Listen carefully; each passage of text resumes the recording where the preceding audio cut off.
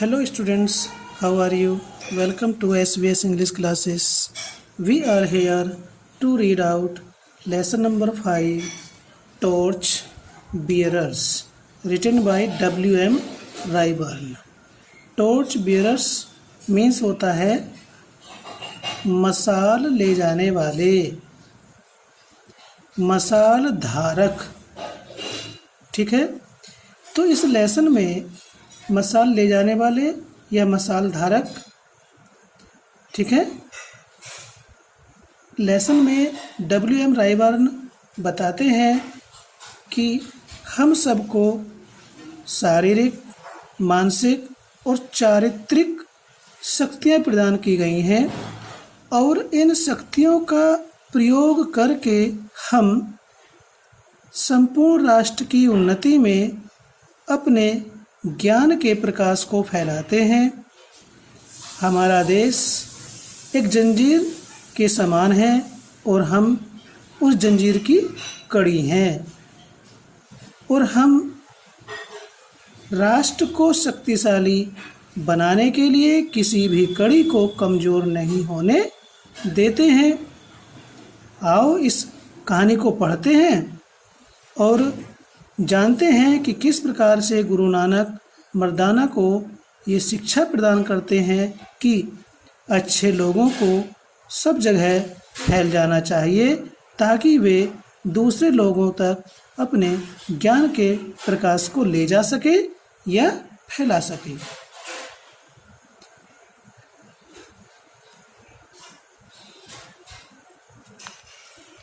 इस लेसन को लगभग हम 2 वीडियो में तैयार करने वाले हैं क्योंकि काफ़ी लेंदी चैप्टर है। तो फर्स्ट वीडियो में हम ये स्टार्ट करते हैं part 1। Once upon a time many century ago there lived an old merchant.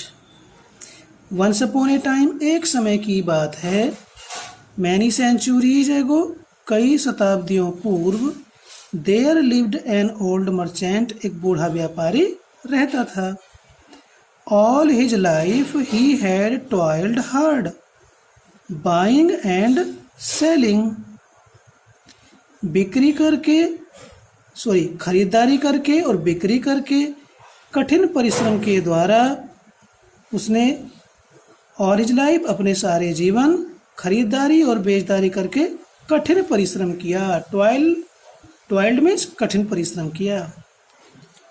With the result that परिणाम स्वरूप he had made a lot of money उसने बहुत अधिक धन कमाया। ए लॉट ऑफ मीन्स बहुत अधिक धन कमाया।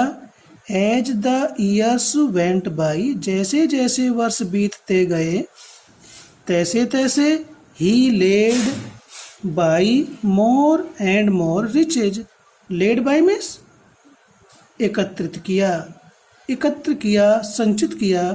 मोर एंड मोर अधिकाधिक, रिचेज मीन्स धन। जैसे जैसे दिन वर्ष बीतते गए उसने अधिकाधिक धन एकत्रित किया। बट द डे केम लेकिन एक दिन ऐसा आया, व्हेन ही फेल्ट जब उसे अनुभव हुआ, महसूस हुआ, that he had not long to remain in this world, to remain रहना है, इन दिस वर्ल्ड संसार में, कि अब उसे इस दुनिया में अधिक समय तक नहीं रहना है, अर्थात उसका अंतिम समय निकट आ गया है। तो क्या क्या उसने, ही बिगेन टू वंडर वह विचार करने लगा, सोचने लगा। यहाँ आश्चर्य करने से मीन्स नहीं है, वह विचार करने लगा क्या, what he should do with his money उसे अपने धन का क्या करना चाहिए, जिस धन को उसने इतने परिश्रम करके जोड़ा है, एकत्र किया है, उस धन का उसे क्या करना है या क्या करना चाहिए, इस बात का विचार करने लगा बूढ़ा व्यापारी, क्योंकि उसका अंतिम समय निकट आ गया था। फिर क्या होता है, नाउ ही हैड 2 sons अब उसके 2 पुत्र थे। He made up his mind means उसने संकल्प किया, निश्चय किया, मन बनाया, that he would not divide his money between them. He would not divide, वह नहीं बांटेगा, divide मीन्स बांटना, his money अपना धन, between them उनमें, उन दोनों पुत्रों में वह अपने धन को नहीं बांटेगा। तो फिर क्या करेगा? But that he would give it, वह इसको देगा, उस परिश्रम से कमाए हुए सारे धन को देगा, it all सारे धन को, to the one उस एक पुत्र को देगा, who proved himself to be the cleverer of the two, जो दोनों में अपने आप को अधिक चतुर सिद्ध करता है या करेगा, उसी को वह अपना सारा धन देगा। प्रूव्ड में सिद्ध करता है, हिमसेल्फ रिफ्लेक्सिव प्रोनाउन है, अपने आप को सिद्ध करता है, to be the cleverer of the two, दो में से अधिक चतुर। उसने निश्चय किया कि वह अपना धन दोनों में नहीं बांटेगा, बल्कि उस सारे धन को उस एक पुत्र को देगा जो अपने आप को दोनों में अधिक चतुर सिद्ध करता है या करेगा। नेक्स्ट क्या होता है फिर? The problem to be solved was that of finding out which of the two sons was the cleverer. समस्या हल करने के लिए ये थी, the problem to be solve, हल करने के लिए समस्या यह है, वाज थी, दैट ऑफ फाइंडिंग आउट, पता लगाने की, which of the two sons, की इन दो पुत्रों में से कौन सा पुत्र, वाज द क्लेवरर, अधिक चतुर है। समस्या हल करने के लिए ये थी कि ये पता लगाना था कि उन दोनों पुत्रों में कौन अधिक चतुर है। तो क्या किया फिर उसने? ही डिसाइडेड, उसने निश्चय किया, डिसाइडेड मीन्स निश्चय किया, टू सॉल्व दिस प्रॉब्लम, इस समस्या को हल करने के लिए, by giving them a test, उनकी एक परीक्षा लेकर के। ओल्ड मर्चेंट ने दोनों पुत्रों की परीक्षा ली इस समस्या को हल करने के लिए। कॉलिंग द यंग मैन, अब उस बूढ़े व्यक्ति ने क्या किया? उन युवकों को बुला करके, ही सेड टू देम, उसने उनसे कहा, किसने किससे कहा? बूढ़े व्यापारी ने अपने पुत्रों से कहा। क्या कहा? हेयर आर 2 रुपीज, ये 2 रुपये हैं। I want you to take 1 rupee each, I want, मैं चाहता हूं कि तुम 1-1 रुपया इनमें से ले लो, प्रत्येक 1 रुपया ले लो। एंड देन, और फिर, टू गो आउट सेपरेटली, फिर अलग अलग दिशा में चले जाओ। सेपरेटली मीन्स अलग अलग। एंड बाई समथिंग, और कुछ ऐसी चीज खरीद लो, which will fill this house, जो इस घर को भर देगी। आपको 1-1 रुपया लेकर के जाना है और कोई ऐसी चीज खरीद के लेकर आनी है जो इस घर को भर दे। और क्या चेतावनी दी ओल्ड मर्चेंट ने अपने सन्स को? You are not to spend more than 1 rupee, और आपको 1 रुपये से अधिक खर्च नहीं करना है, क्योंकि वो तो धनी परिवार के थे, अपने पास से पैसे खर्च कर देते। तो उसने चेतावनी दी कि आपको 1 रुपये से ज़्यादा खर्च करना ही नहीं है। वो व्यापारी था, अनुभवी था, तो वो भी जानता था कि हाँ कितने पैसे में क्या माल मिल सकता है घर को भरने के लिए। तो इसलिए उसने उनको पहले ही चेतावनी दे दी थी कि आपको 1 रुपये से ज़्यादा खर्च नहीं करना है। The 2 sons looked at him, दोनों पुत्रों ने उसकी ओर देखा। किसी की ओर देखने के लिए लुक के बाद एट आता है, प्रीपोजिशन। देखिए, केवल हम ग्रामर में ही कंपटीशन बेस तैयार नहीं करते हैं, जहाँ हम टेक्स्ट पढ़ते हैं तो वहाँ पर भी हमारा ग्रामर बेस चलता है। लुक के बाद किसी भी चीज़ की ओर देखने के लिए एट आता है। तो दोनों पुत्रों ने उसकी ओर देखा, किस प्रकार से? एज इफ, मानो, he had taken leave of his senses, मानो उसने अपने सूझबूझ से छुट्टी ले ली हो, अर्थात उसका दिमाग खराब हो गया हो। ऐसे देखा भाई ये बूढ़ा आदमी 1 रुपया दे रहा है, कैसे 1 रुपये में कोई चीज़ ऐसी मिल जाएगी जिससे हम घर भर देंगे। तो सोचा कि इस बुढ़े का दिमाग खराब हो गया। How can we possibly buy enough of anything to fill the house with only 1 rupee, they asked themselves, उन्होंने अपने आप से ही पूछा। ये देमसेल्व्स यदि कोई पूछने लगे भाई यहाँ पर ये किस केस में है, ऑब्जेक्टिव केस में है, क्या है, रिफ्लेक्सिव प्रोनाउन है, तो ये है कंपटीशन बेस। स्टूडेंट्स, ये नहीं कि हम ग्रामर पढ़ रहे हैं तभी कंपटीशन बेस तैयार होता है। तो उन्होंने अपने मन में सोचा, उन्होंने अपने आप से पूछा, अपने मन में सोचा, how can we possibly buy, हम कैसे संभवतः खरीद सकते हैं, एनफ ऑफ एनीथिंग, किसी भी चीज की पर्याप्त मात्रा, टू फिल द हाउस, घर भरने के लिए, विद ओनली 1 रुपी, 1 रुपये में। वे सोचने लगे भाई हम 1 रुपये में घर को भरने के लिए किसी भी चीज की पर्याप्त मात्रा कैसे खरीद सकते हैं, ऐसा उन्होंने विचार किया। किसने? दोनों पुत्रों ने। And they were reluctant to pick up the rupees, they were reluctant, वे अनिच्छुक थे, मन से तैयार नहीं थे। रिलेक्टेंट मीन्स अनिच्छुक, नॉट विलिंग, तो वे मन से तैयार नहीं थे टू पिक अप, उठाने के लिए, द रुपीज, रुपयों को। But the old man insisted on their doing as he told them, लेकिन बूढ़े व्यक्ति ने उनको जैसे बताया था उसके अनुसार कार्य करने के लिए जोर देकर कहा। इंसिस्टेड मीन जोर देकर कहा। तो इंसिस्ट के बाद में प्रीपोजिशन ऑन आती है, ऐसे तैयार होता है कंपटीशन बेस। तो किस शब्द के बाद क्या प्रीपोजिशन आ रही है, इस चीज को हम केवल ग्रामर में ही तैयार नहीं करते, but when we are studying the text book, we are learning the questions and answers and studying the application and essay, we can prepare competition base. तो off you go, he said, उसने कहा अब तुम चले जाओ। And don't take too long over the business, और इस काम के लिए आप अधिक समय मत लगाना। डोंट टेक टू लॉन्ग, अधिक समय मत लगाना ओवर द बिजनेस, इस काम में। आई एक्सपेक्ट, और मैं आशा करता हूँ, बूढ़े व्यक्ति ने कहा, you back in a couple of days, आपको केवल 2 दिन मिलेंगे, 2 दिन में ही आपको वापस आना है। दोनों पुत्र सोच में पड़ गए। So each young man took up a rupee, इसलिए प्रत्येक युवक ने अपना 1 रुपया उठाया, एंड वेंट आउट, और बाहर चले गए। द फर्स्ट वन, पहला लड़का, वांडर्ड थ्रू द बाजार, बाजार में घूमा, but nothing could he find, लेकिन वह कुछ भी ऐसी चीज नहीं पा सका, ढूंढ सका, which would in any way serve his purpose, which would in any way, किसी प्रकार से, इन एनी वे, किसी प्रकार से, सर्व में सेवा करता, हिज पर्पज, उसके उद्देश्य की।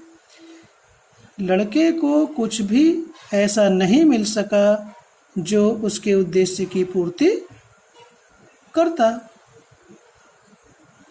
ऑल डे लॉन्ग, सारा दिन, ही वॉन्डर्ड अबाउट, वह इधर उधर घूमता रहा, looking in all the shops, सारी दुकानों में झांकता हुआ इधर उधर घूमता रहा सारे दिन।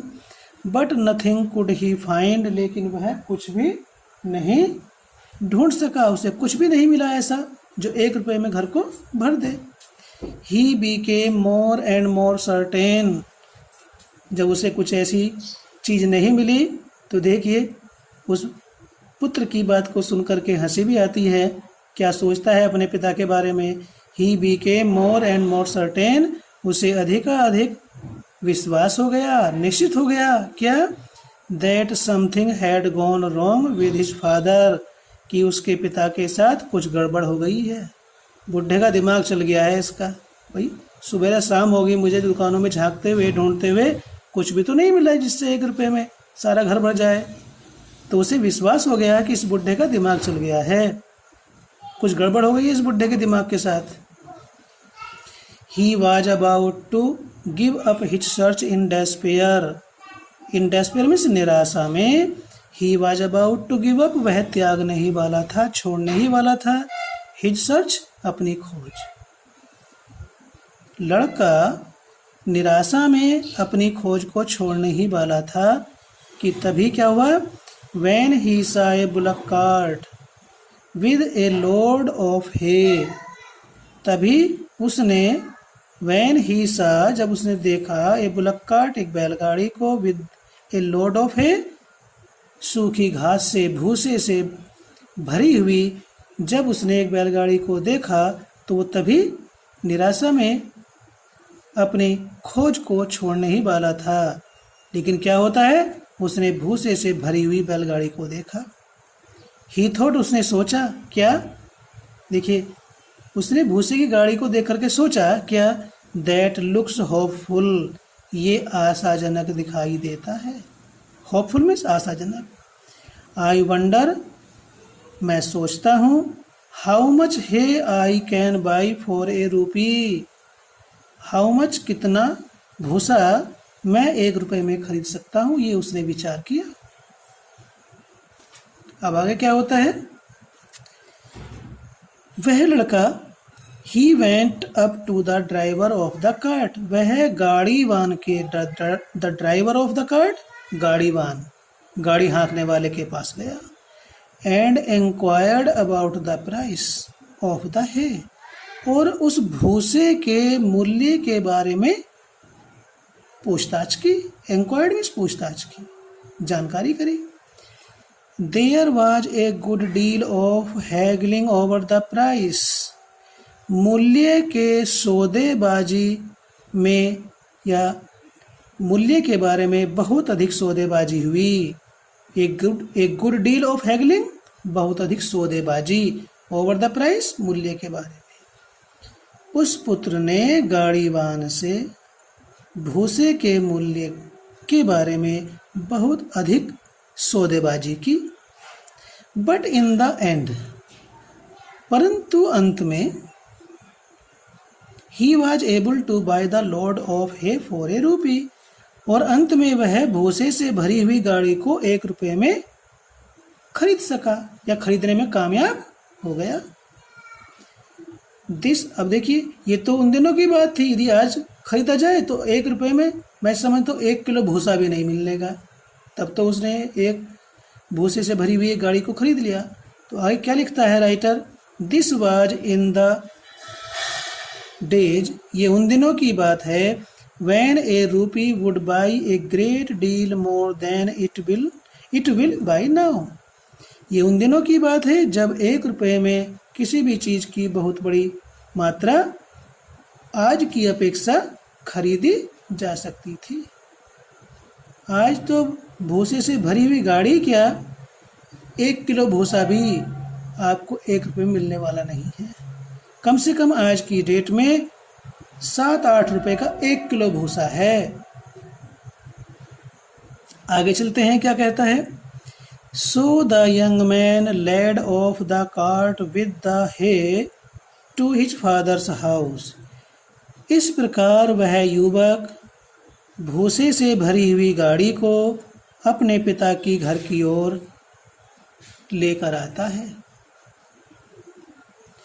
होपफुल्ली, आशापूर्वक, he piled it into the house, it means उस भूसे को, आशापूर्वक उस पहले वाले लड़के ने भूसे को घर में ढेर लगा दिया। पाइल्ड मीन्स ढेर लगा दिया। But when it was all in, परंतु जब वह सारा भूसा अंदर ही आ गया तो ही फाउंड, उसने पाया, that there was not enough to cover even the floor, कि ये भूसा तो फर्श को ढकने के लिए भी पर्याप्त नहीं है। जब उसने सारा भूसा घर में डाल दिया तो उसने पाया कि भाई ये भूसा तो फर्श को ढकने के लिए भी पर्याप्त नहीं है।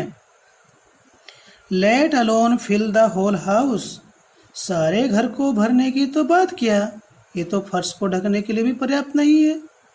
उसे एहसास हो गया अपनी बुद्धि का।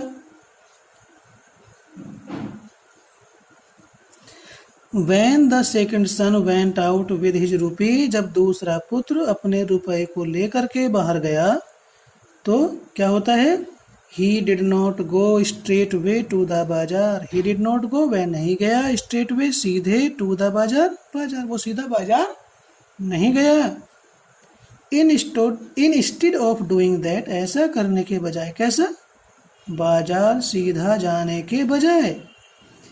ही सैट डाउन, वो बैठ गया, एंड बिगेन टू थिंक, और सोचने लगा। क्या सोचने लगा? फॉर ए लॉन्ग टाइम, लंबे समय तक। He sat thinking about what he could possibly by. He sat thinking, वह बैठा हुआ सोचता रहा। About what he could possibly by, कि वह संभवतः क्या चीज खरीद सकता है 1 रुपये में।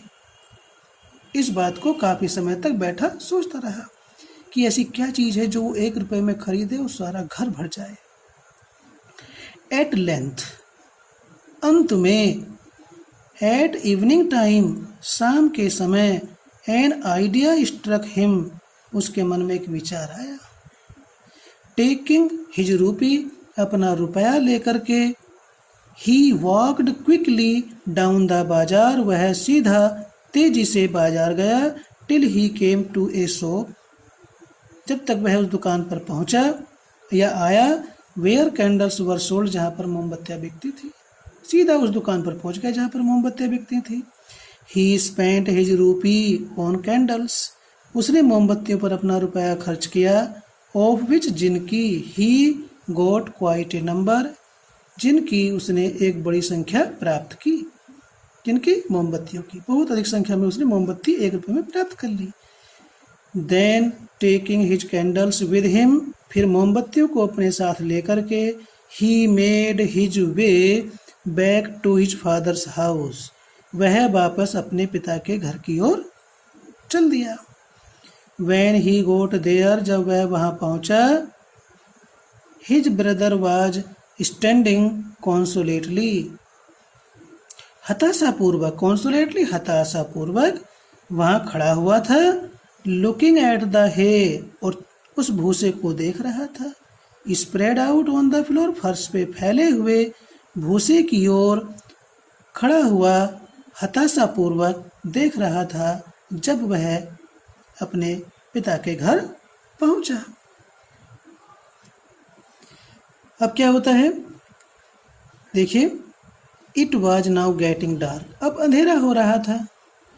क्विकली, शीघ्रता से। द सेकंड सन, दूसरे पुत्र ने। Stood 2 or 3 candles in each room, प्रत्येक कमरे में उसने 2 या 3 मोमबत्तियां खड़ी की। देन ही लिट देम, फिर उसने उनको जलाया। At once the house was filled with light, तुरंत ही घर रोशनी से भर गया। His father was very pleased with him, उसके पिता उससे बहुत प्रसन्न थे। वेरी प्लीज्ड, बहुत प्रसन्न थे। एंड सेड, कहा, माई सन, मेरे पुत्र, you have shown true wisdom, you have shown, तुमने प्रदर्शन किया है। ट्रू विजडम, सच्ची बुद्धिमानी का, सच्ची बुद्धि का। I am ready to hand over all my money to you, I am ready, मैं तैयार हूँ। टू हैंड ओवर, सौंपने के लिए। ऑल माई मनी, अपना सारा धन। टू यू, तुमको। बूढ़े व्यापारी ने कहा कि पुत्र, मैं तुमसे प्रसन्न हूँ, तुमने सच्ची बुद्धिमत्ता का प्रदर्शन किया है और मैं तुम्हें अपना सारा धन सौंपने के लिए तैयार हूँ। रिसाई क्या होता है? Now we all live in a big house, writer कहता है कि हम सब एक बड़े घर में रहते हैं। Which we call our native country, जिसे हम अपनी मातृभूमि कहते हैं। We have each of us been given, हम में से प्रत्येक को दिया गया है। पैसिव वॉइस में है, we have each of us been given, present perfect tense की, हम में से प्रत्येक को प्रदान किया गया है। क्या? सम 1 रुपी, किसी को 1 रुपया। सम 2 रुपीज, किसी को 2 रुपये। सम 3, कुछ को 3 रुपये। एंड सम 4, और कुछ को 4 रुपये प्रदान किए गए हैं। तो लेखक क्या कहता है? These rupees are not rupees, ये रुपए रुपए नहीं होते हैं। विद विच, जिनसे। लेखक कहता है these rupees are not rupees, ये रुपए नहीं होते हैं, with which we can buy things, जिनसे हम वस्तुएं खरीद सकते हैं। तो फिर क्या होते हैं ये रुपए? But they are different powers, बल्कि ये क्या है? ये विभिन्न प्रकार की शक्तियां हैं। डिफरेंट पावर्स, विभिन्न प्रकार की शक्तियां। वी हैव बीन गिवन, जो हमें प्रदान की गई हैं। ईच, आगे क्या कहता है राइटर? ईच ऑफ अस, हम में से प्रत्येक को। देखिए डिस्ट्रीब्यूटिव प्रोनाउन है ईच ऑफ अस तो बहुवचन है, लेकिन फिर भी यहाँ सिंगुलर की बार बार है। किसके अनुसार? ईच के अनुसार। डिस्ट्रीब्यूटिव प्रोनाउन है। ईच ऑफ अस, हम में से प्रत्येक को, प्रत्येक हैज पावर्स ऑफ बॉडी, शारीरिक शक्ति रखता है प्रत्येक हम में से। पावर्स ऑफ माइंड, मानसिक शक्तियाँ रखता है। पावर्स ऑफ कैरेक्टर, चरित्र की शक्तियाँ रखता है। Each of us has strength, हम में से प्रत्येक शक्ति रखता है। टाइम, समय। इंटेलिजेंस, बुद्धि, सूझबूझ। विच कैन बी यूज, जिसका प्रयोग किया जा सकता है। एज वी लीव स्कूल, जब हम विद्यालय को छोड़ते हैं, कब छोड़ते हैं? हमारी शिक्षा पूरी हो जाती है। And go out into the world, और संसार में प्रवेश करते हैं, संसार में जाते हैं अपनी शिक्षा पूरी करके। तो क्या होता है? वी आर टेस्टेड, हमारी परीक्षा ली जाती है। प्रेजेंट इंडेफिनिट टेंस के पैसिव वॉइस है वी आर टेस्टेड, हमारी परीक्षा ली जाती है। एज टू हाउ, कि किस प्रकार से। We are going to use these talents, हम इन गुणों का किस प्रकार से प्रयोग करने जा रहे हैं। विच वी पजेस, जो हमारे पास हैं, जो गुण हमारे पास हैं, हम उनका किस प्रकार से प्रयोग करने जा रहे हैं। इस चीज़ की भी हमारी परीक्षा ली जाती है। कब? जब हम शिक्षा ग्रहण करने के पश्चात सांसारिक जीवन में प्रवेश करते हैं। और क्या होता है? Are we going to use them to buy useless, है क्या हम उन शक्तियों का बेकार का भूसा तो खरीदने नहीं जा रहे हैं? ऐसा तो नहीं कि जो हमने ज्ञान प्राप्त किया है उसे व्यर्थ का काम कर रहे हैं। और या are we going to use them to spread light throughout our house, that is our country, या फिर हम अपने उन गुणों को अपने घर में रोशनी फैलाने में प्रयोग करने जा रहे हैं। अपना घर अर्थात अपने देश में, अपना घर अर्थात अपने देश में हम उन गुणों का रोशनी फैलाने में प्रयोग करने जा रहे हैं, अर्थात उस ज्ञान को देश की तरक्की में लगाने जा रहे हैं। इस चीज की भी परीक्षा ली जाती है। बहुत से बुद्धिमान व्यक्ति आतंकवादी बन जाते हैं, तो वो कभी भी राष्ट्र के बारे में, समाज के बारे में नहीं सोचते हैं, वो विनाश के बारे में सोचते हैं। कुछ बेकार की चीज़ों में अपने ज्ञान को लगा देते हैं। तो ये समाज देखता है कि कौन सा व्यक्ति किस प्रकार का कार्य कर रहा है और अपने ज्ञान को किस प्रकार से प्रयोग कर रहा है समाज हित में। If we are going to be good citizens, यदि हम अच्छे नागरिक बनने जा रहे हैं, तो then we shall use our powers and abilities, फिर हम अपनी शक्तियों को, अपनी योग्यताओं को प्रयोग करेंगे। To try to spread light into all parts of our country, अपने देश के समस्त भागों में, ऑल पार्ट समस्त भागों में ज्ञान के प्रकाश को फैलाने के प्रयास में हम अपनी योग्यताओं को और अपनी शक्तियों को प्रयोग करेंगे। दैट इज अर्थात we shall spend ourselves, हम अपने आप को न्योछावर कर देंगे, अपने आप को खर्च कर देंगे। वैसे यहाँ स्पेंड का मीनिंग न्योछावर करना है, और ये अवर सेल्व्स रिफ्लेक्सिव प्रोनाउन है, स्पेंड के ऑब्जेक्ट के रूप में आ रहा है। हम अपने आप को न्योछावर कर देंगे, अपने प्राणों की आहुति लगा देंगे in the service of our country, अपने देश की सेवा में। ऐसा भाव हम सीखते हैं और दुनिया को या अपने देश के निवासियों को बताते हैं। No country can progress unless it has good citizens, कोई भी राष्ट्र उस समय तक उन्नति नहीं कर सकता है जब तक उसके अच्छे नागरिक ना हो, गुड सिटीजन्स अच्छे नागरिक ना हो। सो दैट, ताकि if we love our country, यदि हम अपने देश को प्यार करते हैं, and want to serve it, और उसकी सेवा करना चाहते हैं, तो क्या करना होगा? We shall try to become good citizens, तो हमें अच्छा नागरिक बनने का प्रयास करना होगा, अच्छा नागरिक बनने की चेष्टा करनी होगी। नेक्स्ट क्या कहता है writer? While we are at school, जब हम स्कूल में होते हैं तो क्या होता है? This is what we should be doing, यही तो हम कर रहे होते हैं, क्या? अच्छे नागरिक बन रहे होते हैं। ये विद्यालय एक ऐसी संस्था होती है जहाँ पर प्रत्येक बालक को अपने राष्ट्र का अच्छा नागरिक बनने की शिक्षा दी जा रही होती है। तो जब हम स्कूल में होते हैं तो हम यही तो कर रहे होते हैं, क्या कर रहे होते हैं? अच्छा नागरिक बनने का प्रयास कर रहे होते हैं। आगे, we should be training ourselves, फिर रिफ्लेक्सिव प्रोनाउन आ गया, हम अपने आप को प्रशिक्षित कर रहे होते हैं इन सिटीजनशिप, नागरिकता में, and cultivating the characteristics of good citizens, cultivating निर्माण कर रहे होते हैं, द कैरेक्टरिस्टिक्स विशेषताओं का, ऑफ गुड सिटीजन्स अच्छे नागरिक की, और अच्छे नागरिक की विशेषताओं का अपने अंदर निर्माण कर रहे होते हैं।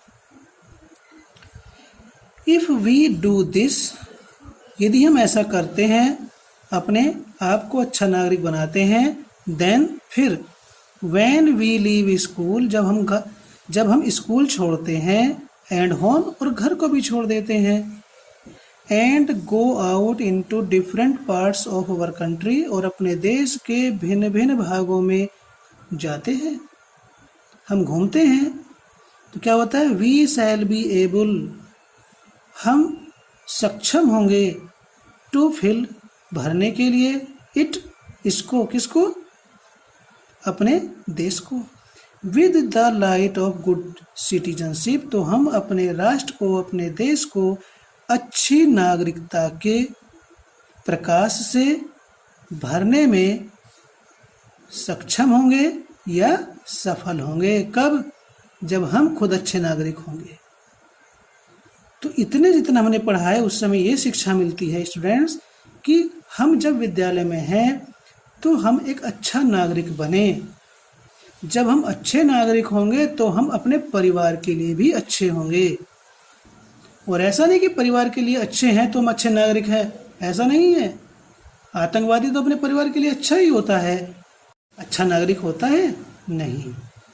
जब हम अपने परिवार के लिए, अपने पड़ोस के लिए, अपने समाज के लिए, अपने राज्य के लिए, अपने देश के लिए अच्छा सोचेंगे, निर्माणकारी सोचेंगे, दूसरों के लिए सुखकारी सोचेंगे तो हम अच्छे नागरिक होंगे।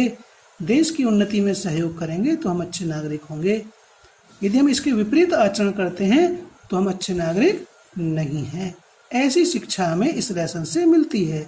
इसका शेष भाग जो पार्ट 2 है वो आपको वीडियो नंबर 2 में मिलेगा। ठीक है, इसको पढ़ने के बाद आप उसको स्टडी करेंगे। थैंक्स।